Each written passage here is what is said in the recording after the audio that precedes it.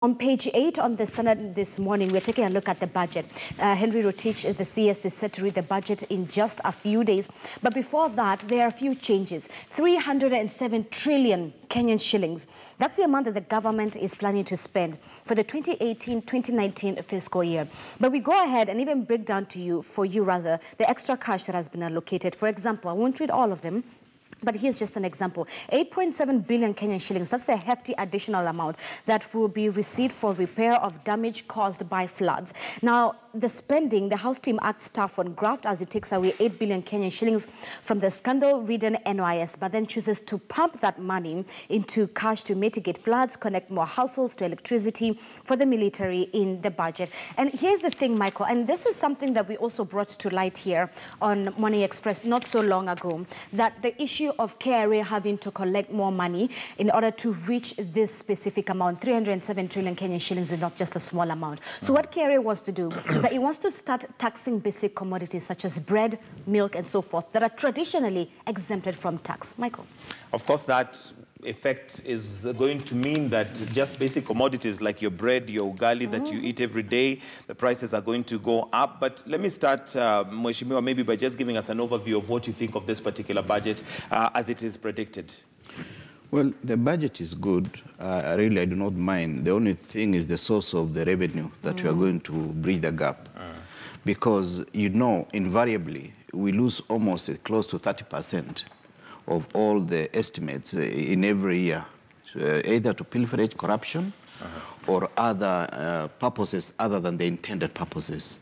And this, therefore, means that instead of Rotich coming for my milk and my bread, he should have also gone to look at how can he seal the loopholes where the money gets lost, so that whatever he estimates is almost accurate, that this money is going to do the purposeful intention. Number two, looking at the farmers, they are giving us 1 billion additional. And farmers are still owed slightly more than $1 billion. Correct. Number two, on that particular issue of farmers, there's been this category of calling some farmers cartels and so forth. Now, what the government needs to do is to do a full cycle of the maize that came from Mexico and other maize that has come in, to know whatever was received at National Cereals and Produce Board is properly catered for by the local maize. When you say, I saw Minister Kiunjuri the other day saying that they did not anticipate the flood of maize into the National Cereals and Produce Board. Now, these other farmers have said, okay, we harvested our maize and we also bought from our neighbors, which is true. It is a common occurrence that has been taking place, which means the totality of the maize that we captured in the National Cereals and Produce Board is the maize that came from the farmers, either through Kitonga, who bought my maize and delivered, or through any other person. This, therefore, means this extra maize that we are saying is from Uganda is not entirely true.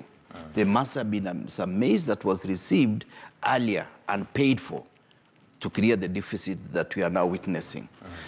And number three, it is also important that as you look at this issue of maize, we anticipate the next harvest is going to be depressed because there's been a lot of flooding in maize-producing areas, and this checks the growth of maize.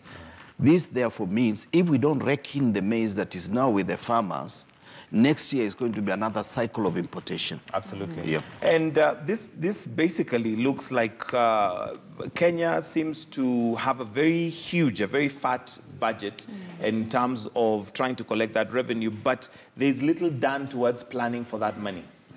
Yeah, exactly that. Especially when we don't see loopholes, that is where we go wrong. And Look talk at the about